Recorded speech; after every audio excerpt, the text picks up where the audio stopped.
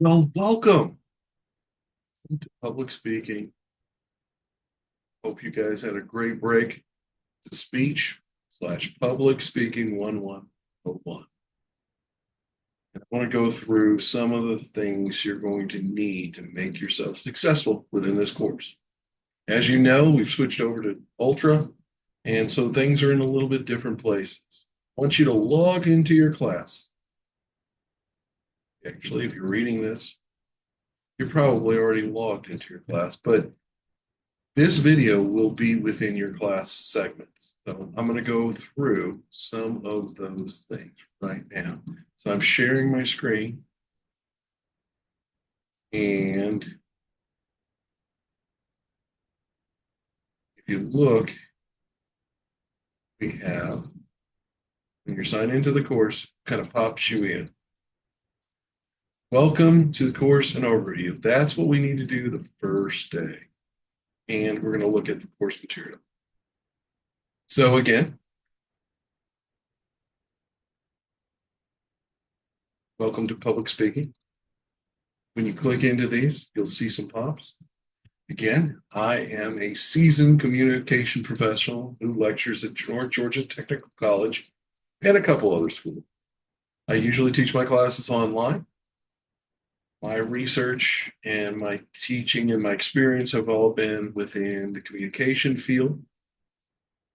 I have spent the better part of my life now now that I think about it, in the last 35 years, I've spent within the communications field and marketing fields.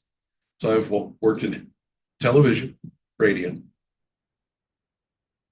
advertising in an agency capacity, had my own advertising agency.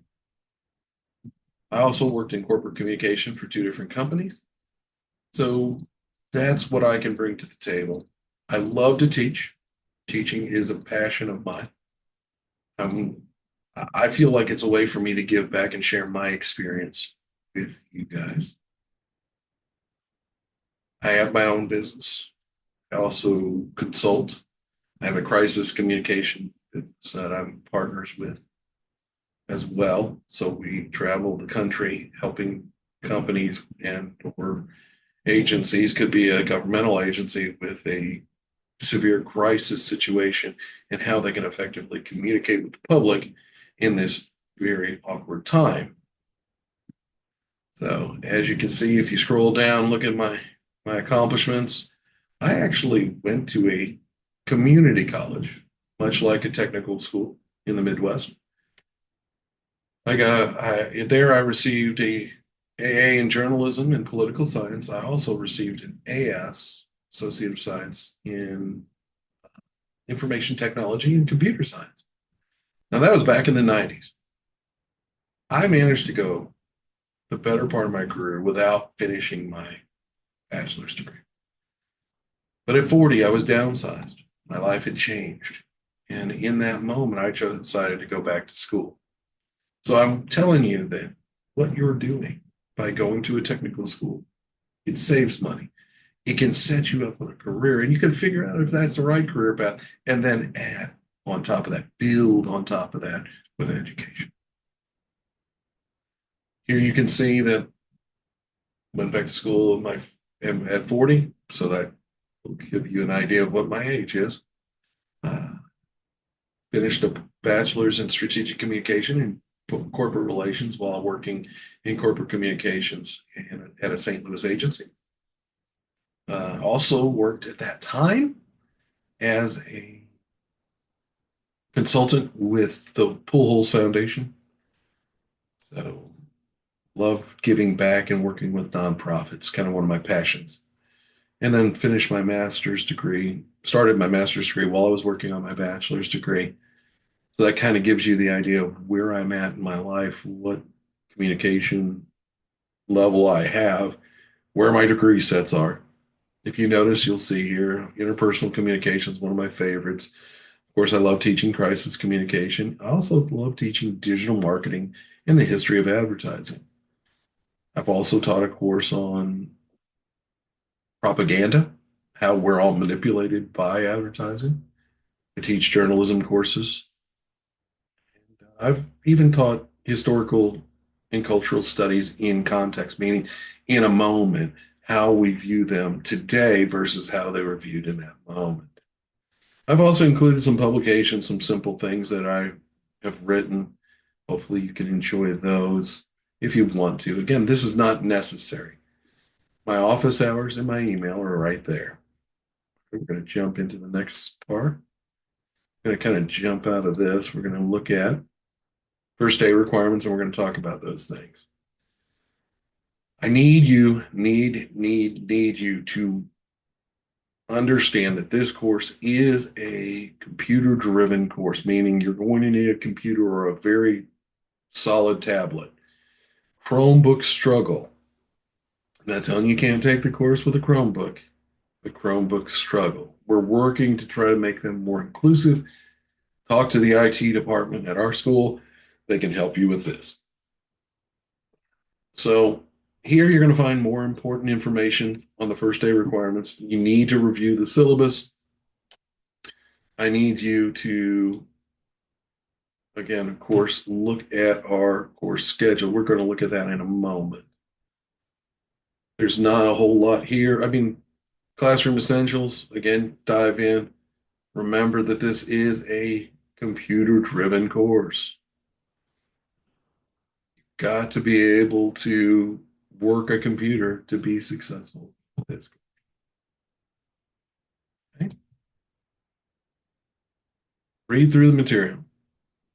When it comes down here to access course materials, if you dive in there, if you go into course access, you'll find the textbook, which you can either download or just review here within this browser. Okay? Let's talk a little bit more about, I'm going to minimize this, the syllabus. Again, that's just 3 credit hours. The text is listed here. Please take the time to read this. I can't reiterate enough.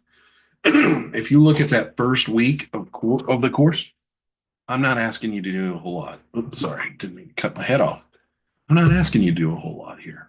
I'm asking you to review the material a little bit and get an understanding of how to get around, navigate around the course, look at things, click into things, click into the lessons, look at the PowerPoints. It's all there for you. So again, you're going to get out of this course what you want to get, meaning I can't control what you get. What I can do is teach you the material. If you want to get it, you'll get it. I've never had a student fail for lack of effort. Right? That said, that's the syllabus. I'm going to get rid of it. Also going to show you the class schedule. Quite simple. Giving you till the 11th to finish the course review. Then you can see a breakdown by week when things are due. January 16th, chapters 1 and 2 lectures are due. You're going to read the material. Look at if you want to, or you can just listen to the lecture. It's your choice. You can read the PowerPoint, listen to the lecture. Always listen to the lectures, and then answer a response question. All right? Actually, there'll be two, if I'm not mistaken. Chapter 1 has its own, chapter 2 has its own. There's response questions. I'll show you where those are. But if you look through the schedule real quick, you can see broken down by weeks. Midterm on the 3rd. It's due by noon. Our first speech. Our first speech is going to be due March 21st. Second speech due April 7th. Third speech due April 14th. Final speech due on April 21st.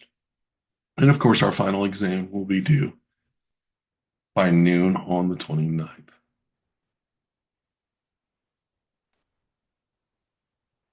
All right, I'm going to jump back in. So we've covered a little bit of this section here. If you look here, I've broken it down into modules, meaning as weeks are due, these modules, you may have 2 modules to do in 1 week, okay? I have to do it this way because in short semester courses, they may have multiple modules to do. just to get the work done in a half a semester. If you're taking a half semester, congratulations, you're taking one of the more difficult courses as far as it's a fair amount of work. Not saying you can't do it. And quite honestly, my summer semester grade point averages are only slightly lower than the full semester, like, or midterm semesters are slightly lower than my full semester course. So it can be done and done with a very good grade. Let's dive in. I'm going to show you something about this is where our content is found. There's an activities checklist. If you look here, oops, I'm going to have to hit edit because you won't hit edit. You'll just view it. These are the outcomes. This is what I'm going to be covering in the lectures. You're going to watch the videos, look at the PowerPoint, and you're going to answer the question. The questions are listed right here, right here. So real simple. You're going to email me a response to the question. Nothing fancy, nothing super difficult about this. You'll be recording yourself on these speeches, so make sure you have a platform to do so. Most of us have that within our hands at any given moment, right? Oh, wow. That's cool. Right. Most of us have it, or our computer has the ability. Right now, I'm recording on mine. If you don't have that ability, you need to check with our IT department right on campus. They can get you access in one of the computer labs to be able to do this course. Okay. If you have questions, email me. Prefer not to get phone calls because honestly, I'm working most of the time. So if it's an emergency, call my number. Otherwise, email me. You guys have my email. That's it on our overview. I'm going to jump in, and if you have any questions, again, please ask them, email me. I do video meetings by Zoom or Google Meet. Now, my Google Meet will be my personal email, okay? But I'll send you that information if you want to have a meeting, if you're not sure about something. I schedule those around my work days because remember, I work full time plus do this. I'm happy to help in any way. I'm available on LinkedIn. I encourage you guys to start using LinkedIn at some point and look me up and friend me on LinkedIn. That's it for today, the overview of the course. Please look around, take the time to look around. Watch maybe one of the lectures. Get yourself ahead in the course. The schedule is there to keep you on track. If you fall behind, it's difficult to catch up. I do apply late grades for late projects, late homework, okay? So keep that in mind.